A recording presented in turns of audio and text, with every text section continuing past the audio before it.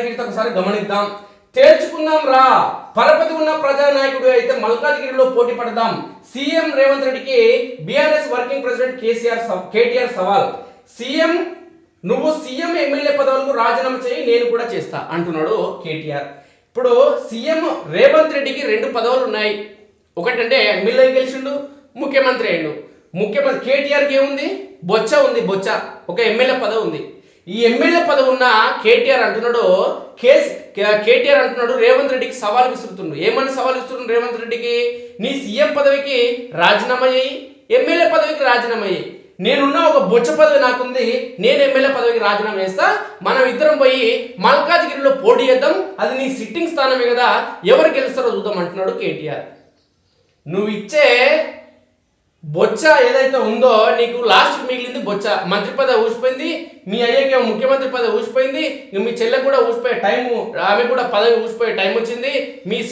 మీ అన్నకు కూడా ఎవరు సంతోషిస్తున్నాడు కదా మీ అన్న, ఆయనకు కూడా ఊసిపోయే టైం వచ్చింది. అంటే మీ ఇంట్లో మిగిలింది నీకు మీ నాయనకి ఇద్దరికే మిగులుతాయి పదవులు 5 ఏళ్ళ వరకు. కనుమలందరికీ ఊసిపోతాయి, ఇంకా ఉండరు, ఇక పోతారు, కథం గోయిందా. ఇక నీ కోసం రేవంత్ రెడ్డి సుమారు 2 దశాబ్దాలుగా ఒక కార్యకర్తగా, సామాన్య కార్యకర్తగా, ఎలాంటి రాజకీయ బ్యాక్గ్రౌండ్ లేకుండా ఒక సామాన్య కార్యకర్తగా, ఒక మొదటగా జెడ్పీటీసీగా, ఆ తర్వాత ఎమ్మెల్సీగా, ఆ తర్వాత ఎమ్మెల్యేగా, ఆ తర్వాత పిసిసి ప్రెసిడెంట్గా, ఆ తర్వాత పిసిసి కార్యనిర్వాహక, అంటే ఆ తర్వాత సీఎంగా అంచెలంచెలుగా ఎదగడం జరిగింది. నీలేక డూప్లికేట్ రాజకీయం చేయలే. మీ అయ్యనేమో తెలంగాణ రాష్ట్రంలో ఉద్యమం చేస్తున్నా అని చెప్పి వందలాది మంది తెలంగాణ బిడ్డలను ఆత్మ బలిదానం చేసుకునేలా ప్రేరేపించలే. అదేవిధంగా మీ అయ్య చెప్పినట్లుగా తెలంగాణ ఉద్యమం జరుగుతున్న సమయంలో తెలంగాణ రాష్ట్రం ఏర్పడితే నేను ముఖ్యమంత్రిని కాను, దళిత సోదరుడిని ముఖ్యమంత్రిగా చేసి నేను కాపలా కుక్కలాగా ఉంటానని చెప్పి, కుక్క అంటేనే విశ్వాసానికి దర్శనం, ఆ కుక్క కూడా మీ నాయన విలువ లేకుండా చేసిండు. అయితే తెలంగాణ రాష్ట్రం ఏర్పడిన తర్వాత కనీసం ఇచ్చిన హామీలు నెరవేర్చాలా? 50 ఏళ్ళకు పింఛన్ ఇస్తాను దొంగ హామీలు చెప్పారు, నువ్వు మీ నాయన ఇచ్చిరా? నిరుద్యోగ వృత్తిస్తాను చెప్తారు నువ్వు మీ నాయన ఇచ్చిరా? 192,000 ఉద్యోగాలు ఉన్నాయి, ఖాళీగా ఉన్నాయిరా, భర్తీ చేయండి రా దొంగలంటే మీరు భర్తీ చేసిరా? అరే ఇల్లు కట్టియండి రా, మేము ఉండడానికి నిల్వ నీడలేదురా, మాకు ఒక ఇల్లు కట్టిరని పేదలంటే, కాంగ్రెస్ పార్టీ గతంలో 70 ఇండ్లు ఇచ్చింది, మేము కడతాం, డబల్ బెడ్రూమ్ ఇల్లు కడతాం. కాంగ్రెస్ పార్టీ 70 ఇండ్లు కట్టించింది, అత్త అల్లుడు ఏడా వండుకుంటారు? అత్త అల్లుడు వేరే వేరే రూమ్లో వండుకోవాలి కదా. మరి అత్త అల్లుడు వేరే వేరే రూమ్లో వండుకోవాలంటే 2 రూములు ఉండాలి. మరి అత్తకోటి, ఎందుకంటే మామ దగ్గర అత్త ఉంటుంది, బిడ్డ దగ్గర నేను అల్లుడు ఉంటాడు కాబట్టి. ఇంటి ముందర కోళ్ళు, బర్రెలు, దున్నపోతులు, గాడుదలు, పందులను కట్టించుకోవాలి కాబట్టి మరి ఇంటి ముందర స్థలం ఉండాలంటే కేవలం డబుల్ బెడ్రూమ్ ఇల్లు మేము కట్టిస్తాం, అది మాత్రమే సాధ్యమవుతుంది. కేసీఆర్ అంటే చెప్పేటోడు కాడు, చేసి చూపిస్తాడని సొల్లు కబుర్లు అనేక చెప్పారు. ఒక్కటైనా అమలు చేసిరా మీరు? ఒక్కటైనా మీరు అమలు చేసిరా?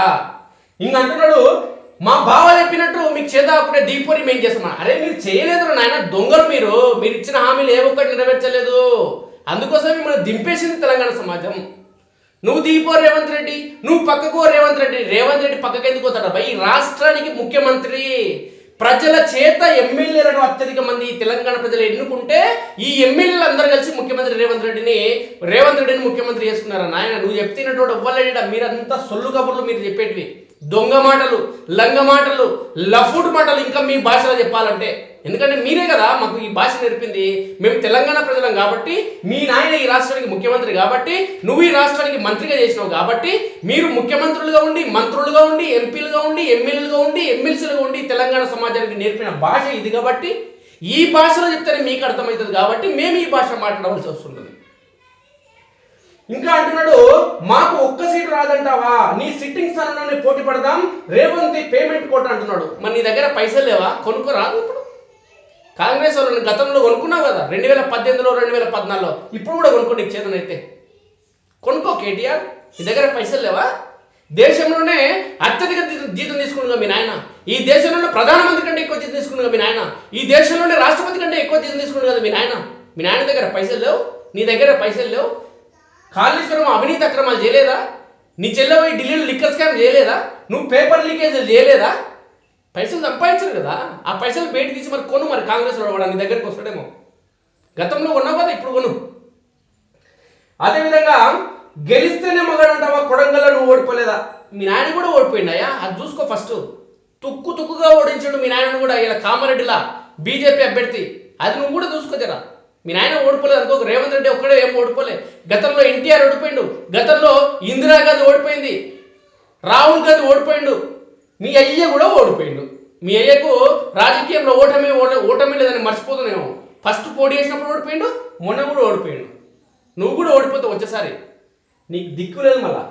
ఇక చేతనైతే లోక్సభ ఎన్నికల కోడ్ వచ్చే వరకు 2 లక్షల రుణమాఫీ ఇతర హామీలు అమలు చేయి. సిగ్గుండాలే కేటీఆర్ ఈ మాట నీకు మాట్లాడడానికి.